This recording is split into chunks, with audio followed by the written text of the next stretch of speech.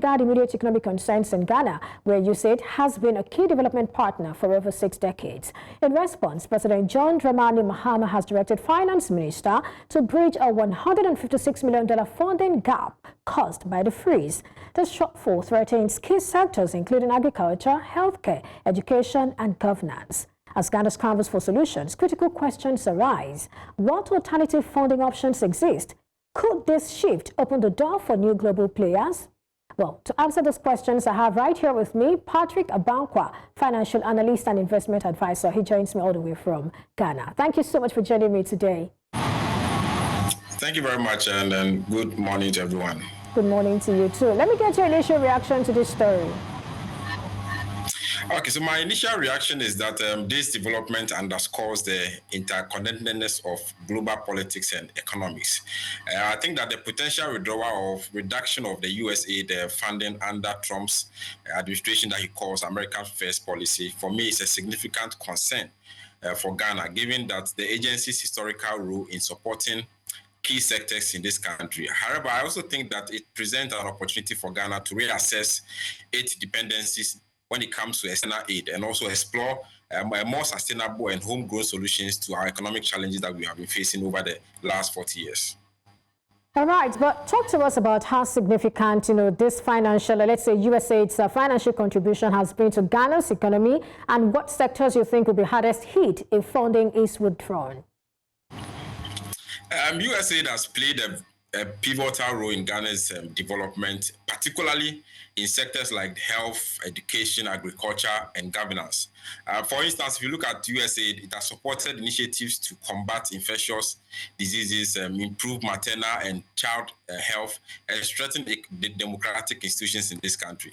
So if your funding of that nature is withdrawn, I think the health sector will be the hardest hitter when it comes to the withdrawal, as USAID has been a major contributor to HIV/AIDS prevention, malaria control, and other public health programs. Additionally, I think that the agri sector will also be going through some challenge, because USAID again has also supported smallholder farmers and food security initiatives that will also face setbacks if this move continues to prevail over the period.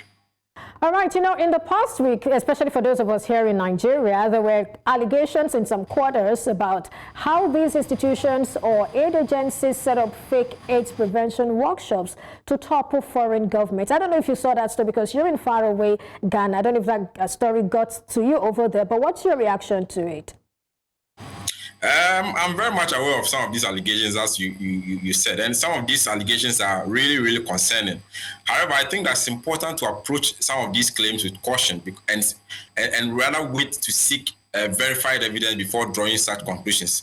While it is true that foreign aids can sometimes be politicized, it's also equally true that they have had some positive impacts on the ground. The focus should be ensuring that there's transparency and accountability in how this aid is administered, both by the donors and also the recipient countries, which Ghana is one, to avoid misuse and maintain the trust that the public has towards some of these initiatives.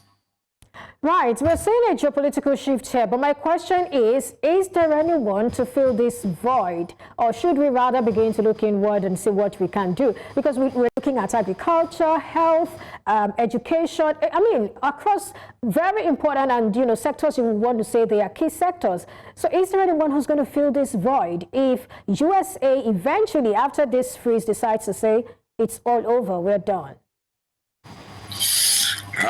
That's a very good question. I think that the current geopolitical shift, particularly with the US pulling back from some of its traditional roles, does create a vacuum for any developing country in the world. However, it also presents an opportunity for a country like Ghana and other African countries to rethink of its development strategies. While external partnerships are valuable, I think that there's a growing need to look inward and look at how we can strengthen domestic capabilities. I think that this could also involve leveraging local resources and fostering regional collaborations within the sub-region, and perhaps diversifying partnership with emerging global players like China, India, and European countries. I think that that's where we should focus our attention, because we cannot continue to rely on countries like US, because some of these decisions will keep on coming, and that will create a very big hole that the country may not be able to recover if we don't take certain steps now. But this isn't just about Ghana. There is this recurring question for many developing countries, including Africa. And the question is, how much should they rely on external partners like USAID? And, what happens if they withdraw, really? Can we begin to take a look at that? What happens if these aid partners withdraw? What becomes of Africa? What becomes of some of these projects that they have been handling? Have we started asking those questions and thinking of how to address these issues, even as a continent, really? I think that developing countries like Ghana and other countries in Africa should aim for what I call the balanced approach. While external partners like USAID, as you rightly said, provide critical support, over-reliance on aid can undermine long-term sustainability of any country. And the key for me is to use external funding as a catalyst for building local capacity and infrastructure, rather than, as we see it at the moment, as a permanent way of bridging our gap. If funding is withdrawn, as we are about to see, countries must have contingency plans, such as boosting domestic revenue mobilization, improving our tax collection systems, and also fostering private sector growth. If we're able to do this, then we can diversify our development partners and be able to mitigate the risks that will come with depending on a single donor that we currently see with the US market. Right. So what options do you see if Ghana were to bridge this $156 million funding gap? I mean, what are the options available for Ghana? I think that the options are quite limited, but the first one that comes to mind is that we need to prioritize domestic resource mobilization by improving our tax collection system and reducing illicit financial flows that could generate significant revenue. Secondly, I think we should also be expanding the public-private partnership, the PPPs, which will also attract investment from into critical sectors like infrastructure, health, and education. I think that we should also look at how we can diversify development partners with other bilateral and multilateral organizations, as well as looking at emerging economies that could offset the shortfalls that we are going to see. Again, by way of my final thought, I think government could also consider reallocating existing budget to prioritize high-impact projects that is rather geared towards delivering the most value for the country's citizens. I think that if we're able to look at about some of these approaches I've mentioned, 4 of such, we will be able to bridge the gap that we are going to see. It's not going to be an easy task, but I think that it will be the step in the right direction to look at a long-term approach of mitigating such step if it goes beyond just USA to other projects that America is looking at. Some persons believe that what America is currently doing is actually inimical to Trump's America First strategy, as it could undermine America's global influence. Do you share the same thoughts? I think there's some merit in this argument. We all know that the American First policy is prioritizing domestic interests and the risk that leads to diminishing U.S. soft power and also influence in regions like Africa. Development aid has historically been a tool that countries like America have used to foster goodwill and build long-term alliances. So by pulling back, the U.S. may inadvertently create space for other global players to expand their influence. However, I also think there's an opportunity for the U.S. to rethink its approach to development aid and ensure that it aligns with both its strategic interests and also the genuine interests of recipient countries. If we don't get this balance, then with time, when other players come in, other players like the China market, the India market, and other European Union comes in, then America's control and power will begin to diminish over some of these developing countries. Well, so talk to us about the opportunity that this sort of presents to these other countries that are really doing well and beginning to pull their weight significantly, their weights actually. Yeah, so what it means is that now currency will be a major player in this discussion. We all know that when it comes to trade, in the Ghanaian perspective, almost about 80-90% of our trade is done in the American dollar, so the US dollar. If you are able to get other players to come in to support, where now Ghanaians or businesses in Africa will be trading with China using their currency, that will eventually be limiting the impact of the US dollar on the African continent and also bringing the power of the US dollar up in globally. As we can see from BRICS, some of these countries are now using other means to reduce the impact of the US dollar. And when that is done over a period of time, we'll begin to see that the US currency will begin to suffer. And for me, that's the opportunity that other players can see and support countries like Africa, a continent like Africa, and countries like Ghana and Nigeria to be able to make inroads, bring in foreign direct investment, get their companies to be the powerhouses in these countries. And that also means that they repatriate profit back to their home country, and that becomes a win-win situation for both the continent and also these power players in the world.